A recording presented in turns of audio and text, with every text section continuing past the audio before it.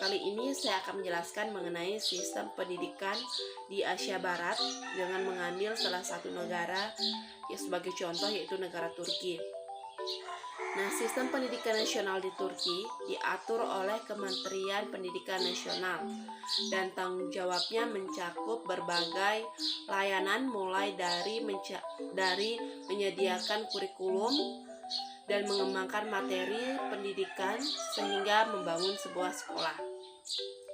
Kurikulum yang disusun oleh kementerian ditinjau dan disetujui oleh Mahkamah Agung Pendidikan Nasional. Direktorat Pendidikan Nasional bertanggung jawab atas urusan pendidikan di provinsi.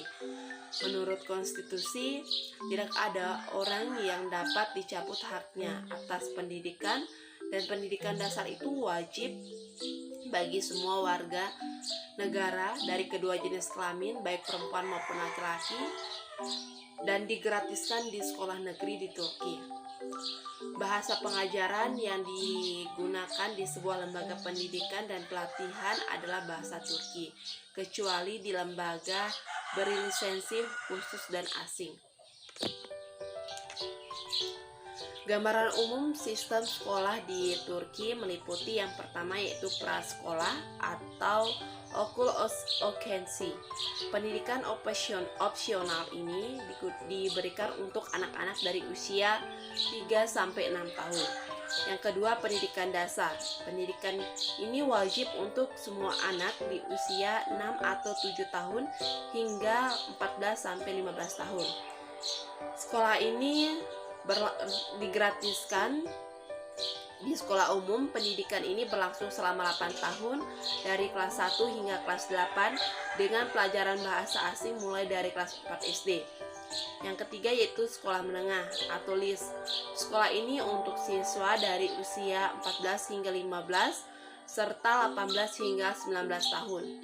Pendidikan ini berlangsung selama 4 tahun, yakni meliputi kelas 9 hingga kelas 12. Pendidikan menengah meliputi sekolah menengah umum, kejuruan, dan teknik. Sekolah menengah umum mungkin negeri atau swasta dan mempersiapkan siswanya untuk lembaga pendidikan tinggi, bukan vokasi. Beberapa memiliki kelas persiapan bahasa asing yang membutuhkan 1 tahun pendidikan tambahan. Selain itu, sekolah negeri di Turki tidak memberikan bantuan khusus kepada anak-anak yang bahasa pertamanya bukan bahasa Turki.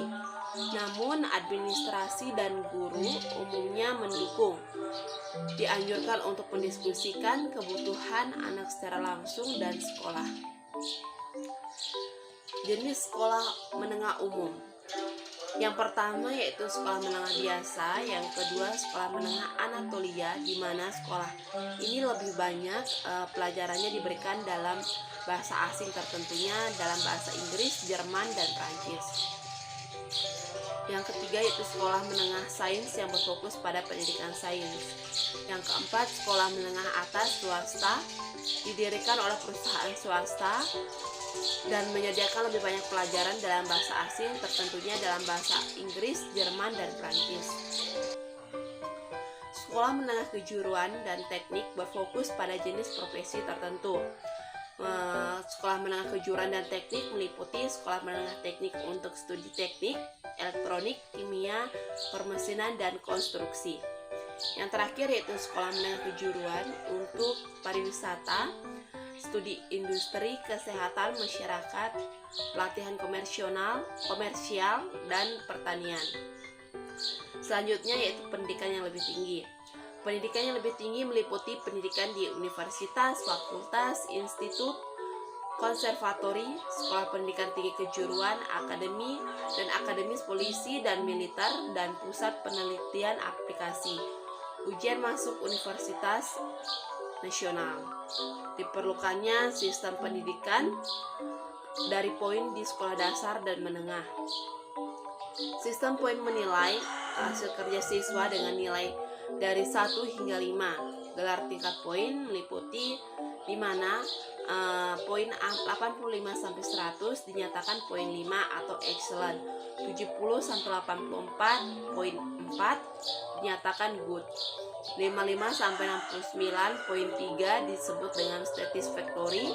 45-54 dengan poin 2 disebut dengan passing. 25-4 hingga 44 disebut dengan poin 1 disebut failing. Nilai 0-24 disebut di nilai 0 disebut failing atau not included.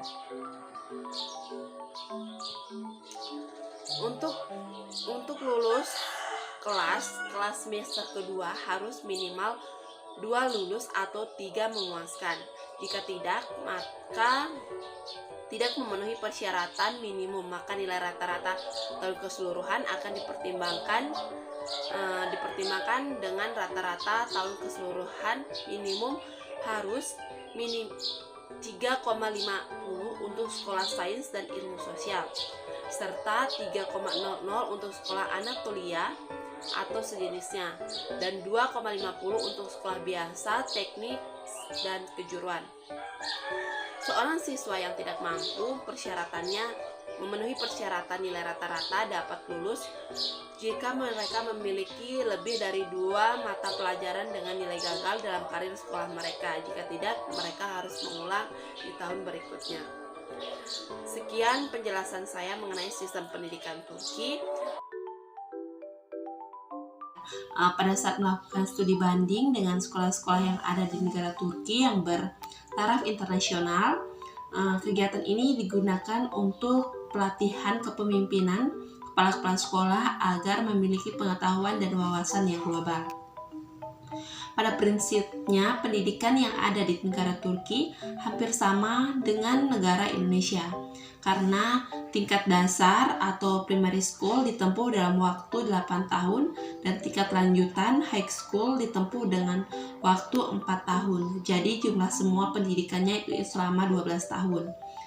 Hal ini sama dengan pendidikan di Indonesia, yaitu berlangsung selama 12 tahun yang terdiri dari SD atau sekolah dasar selama 6 tahun, SMP sekolah menengah pertama 3 tahun, SMA sekolah menengah atas 3 tahun. Sistem pendidikan di Turki dimulai dari anak usia 3 sampai 6 tahun, dikategorikan dengan preschool. Periode ini tidak diwajibkan bagi orang tua untuk mengirim anaknya ke sekolah, karena tingkat partisipasi masyarakat mengirim anaknya ke sekolah hanya 33% dari usia preschool. Pendidikan wajib belajar dimulai dari anak yang berusia 6 sampai 14 tahun yang akan wajib melakukan pembelajaran, yaitu 8 tahun. Sistem pendidikan di Turki menggabungkan antara sekolah dasar dan SMP. Di Indonesia menjadi satu nama, yaitu pendidikan dasar. Setamat dari pendidikan dasar, anak bisa melanjutkan ke sekolah umum, yaitu SMA atau kejuruan SMK selama 4 tahun. Berdasarkan penelitian dari Farjun Najah pada tahun 2006, pendidikan di Turki dapat dikatakan lebih maju dibandingkan Indonesia karena peran masyarakat dan perusahaan atau stakeholder yang sangat tinggi, sehingga pendidikan di Turki tersebut menjadi lebih maju dibandingkan di Indonesia. Padahal prestasi anak-anak di Indonesia lebih gemilang prestasinya daripada di Turki. Anak-anak kita banyak yang sukses dalam berbagai ajang olimpiade sains, bahkan putra Indonesia semacam Profesor Dr. B.J. Habibie diakui kemampuannya di dunia internasional. Bahkan mestinya bangsa Indonesia patut bangga karena memiliki saintis belia yang mengukir prestasi tingkat dunia. Berbagai penelitian dari lembaga-lembaga internasional memang menetapkan Indonesia pada urutan terakhir dalam setara kualitas pendidikan. Mereka menilai kita kurang bermutu, tapi sebenarnya bukan di situ letak soal atau permasalahan pendidikan di Indonesia tidak maju. Konsep pendidikan sekolah yang berasrama di negara Turki sama dengan konsep pendidikan di sekolah Indonesia. Lokasi yang terisolir dari keramaian kota menghindari dampak-dampak negatif lingkungan sekitar pemenuhan fasilitas, sarana dan prasarana pendidikan di dalam kampus dan melarang seluruh siswa-siswanya untuk menggunakan televisi, handphone, dan lain sebagainya yang dianggap mengganggu proses pembelajaran. Proses pembelajaran yang dilakukan penuh dengan kedisiplinan yang tinggi. Semua guru yang mengajar harus mengacu kepada silabus yang telah ditentukan dan membuat persiapan mengajar sebelum PMB dimulai.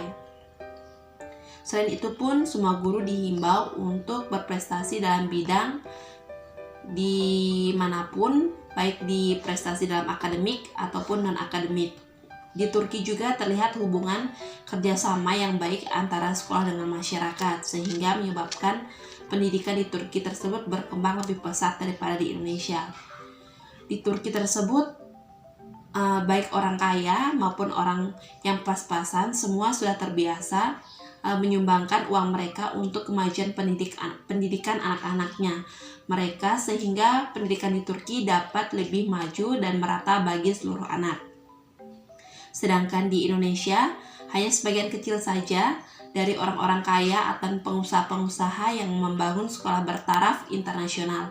Itu pun hanya mereka yang mempunyai biaya saja yang mendapatkan kesempatan untuk belajar di sana, karena untuk masuk sekolah swasta bertaraf internasional perlu biaya yang sangat besar. Sekian video saya pada kali ini mengenai sistem pendidikan di Turki dan perbandingan sistem pendidikan di Turki dan di Indonesia. Wassalamualaikum warahmatullahi wabarakatuh. Selamat pagi dan Om Santi Santi Santi Om.